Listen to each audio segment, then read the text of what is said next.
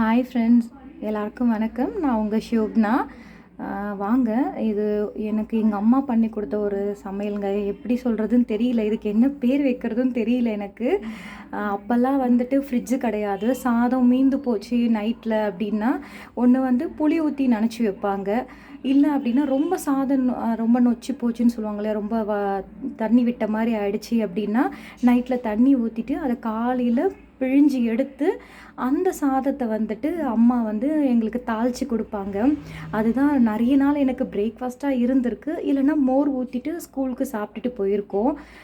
இன்றைக்கி அப்படிப்பட்ட ஒரு இதுதான். நீங்களாம் சாப்பிட்ருக்கீங்களா, பார்த்துருக்கீங்களான்னு தெரியல. சரி, உங்ககிட்ட ஷேர் பண்ணணும்னு தோணுச்சு. அதை தான் உங்ககிட்ட காமிக்கலாம் அப்படின்னு சொல்லிட்டு வீடியோ எடுக்கிறேன். வாங்க. ஸோ இப்போ தண்ணி இந்த சாதம் மீந்து போன தண்ணி ஊற்றி வச்சுருக்கேன். தண்ணியாக இருக்குது சாதம், தெரியுதா உங்களுக்கு? ஸோ இது கொஞ்சம் அதுக்கு தேவையான கடுகு எடுத்து வச்சுருக்கேன். கடுகு இருக்குது இதில். அதுக்கப்புறம் தாளிக்கிறதுக்கு உளுத்தம்பருப்பு, கடலைப்பருப்பு, பச்சை மிளகா, அதுக்கப்புறம் கருவேப்பிலை, உங்கள் காரத்துக்கு தகுந்த மாதிரி. ஸோ எண்ணெய் வச்சுருக்கேன். இப்போ இந்த சாதம் தண்ணியெல்லாம் பிழிஞ்சு தனியாக எடுத்து வச்சுக்கலாம். சாதம் மட்டும் காமிக்கிறேன், இருங்க. பாருங்கள். ஸோ இப்படி எடுத்து சாதத்தை நல்லா தண்ணி இல்லாமல் பிழிஞ்சு இப்படி 2-3 தடவை சாதத்தை தண்ணி விட்டு நல்லா அலசிக்கோங்க. அலசினதுக்கப்புறம் இந்த சாதத்தை இப்படி நல்லா பிசைஞ்சு எடுத்துட்டு ஸோ இப்படி ஒரு தட்டில் வச்சுக்கலாம், தண்ணி இல்லாமல். ஸோ இப்போது சாதம் எல்லாமே தண்ணி இல்லாமல் எடுத்து வச்சுட்டேன், பிழிஞ்சு வச்சுட்டேன். ஸோ வாங்க இப்போ தாளிக்கலாம். அடுப்பு பற்ற வச்சுருக்கேன். கொஞ்சம் எண்ணெய் காயட்டும். ரொம்ப சிம்பிள் தாங்க, பட் நிறைய பேருக்கு தெரியுமான்னு தெரியாது. அப்போல்லாம் இதுதாங்க நிறைய நாள் பிரேக்ஃபாஸ்ட்டாக இருந்திருக்கு. ஒன்று சாதம் மீண்டு போனால் புளியோதரை பண்ணி கொடுப்பாங்க, புளி சாதம். இல்லைனா இது மாதிரி கலாரி கொடுப்பாங்க. அப்படி இல்லைனா வத்தல் வச்சுருவாங்க. நிறைய நாள் நான் இப்படி தாங்க சாப்பிட்டு போயிருக்கேன். அப்படி இல்லைன்னா மோர் ஊற்றிட்டு பிசைஞ்சு எப்படி சொல்கிறது, கரைச்சி குடிச்சிட்டு போயிருக்கேன். ஸோ எண்ணெய் காஞ்சிருச்சு. கொஞ்சமாக கடுகு போட்டுக்கலாம். கடுகு பொரிஞ்ச பிறகு எண்ணெய் காஞ்சிருச்சு. உளுத்தம்பருப்பும் கடலைப்பருப்பும் போட்டிருக்கேன். அது பொரியட்டும்.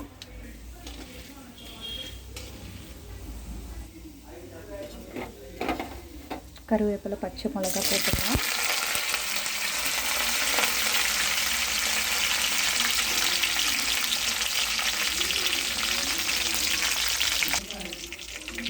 இந்த பக்கம் கொஞ்சம் காலையில் பிரேக்ஃபாஸ்ட்டுக்காக கத்திரிக்காய் சென்னா போட்டு கொஞ்சம் குருமா பண்ணியிருந்தேன். ஸோ அது கொஞ்சம் இருக்குது.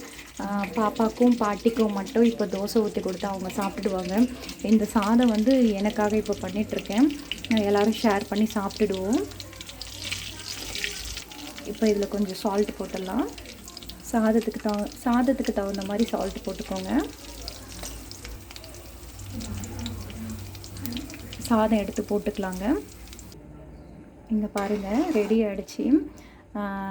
ஸோ இது கொஞ்சம் நேரம் நல்லா சூடாயின பிறகு நம்ம அடுப்பு ஆஃப் பண்ணிவிட்டு சாப்பிட வேண்டியது தான். ஸோ ஒரு தயிர் சாதம் மாதிரி இருக்கும். எப்படி இருக்குன்னு சொல்லுங்கள். இதை நான் பாப்பா கிட்ட கொடுத்து டேஸ்ட் பண்ணிவிட்டு எப்படி இருக்குன்னு கேட்டுட்டு சொல்கிறேன். வாங்க எல்லோரும் நம்ம வீட்டில் சாப்பிடலாம். இந்த சாப்பாடு மதியம் சாப்பாடுங்க. ஸோ கொஞ்சம் இது புது அரிசியால் சீக்கிரமாக தண்ணி விட்டு போகிற மாதிரி ஆயிடுச்சு.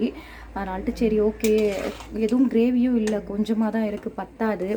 அதனால்ட்டு சரி ஓகே நம்ம தாளிச்சிக்கலாம், அவங்களுக்கு தோசை ஊற்றி கொடுத்துடலாம், பாட்டிக்கும் பாப்பாக்கும் அப்படின்னு சொல்லிட்டு தான் இப்படி பண்ணியிருக்கேன். வாங்க பாப்பா கிட்ட கொடுக்கலாம், எப்படி இருக்குன்னு கேட்டு சொல்கிறேன். வாங்க.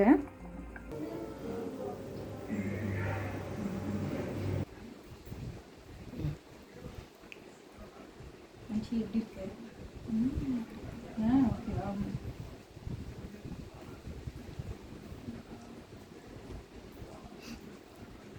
நல்லா இருக்குங்க, ரொம்ப நல்லா இருக்கு. ரொம்ப நாள் கழிச்சு நானே சாப்பிட்றேன். இதுதான் நம்ம வீட்டில் டின்னர். ஆக்சுவலி நாளைக்கு என்ன எக்ஸாம் அனுஷி? படிச்சிட்டிங்களா? இன்னைக்கு எக்ஸாம் எப்படி எழுதுனீங்க? ஓகேங்க. ஸோ கொஞ்ச நேரம் அவங்க கூட டைம் ஸ்பெண்ட் பண்ணிவிட்டு ஸோ தூங்க வேண்டியதுதான். வாங்க எல்லோரும் சாப்பிடலாம். ஓகே, பிடிச்சிருந்தா லைக் பண்ணுங்கள், சப்போர்ட் பண்ணுங்கள். Good night. நெக்ஸ்ட் வீடியோவில் பார்க்கலாம். பாய்.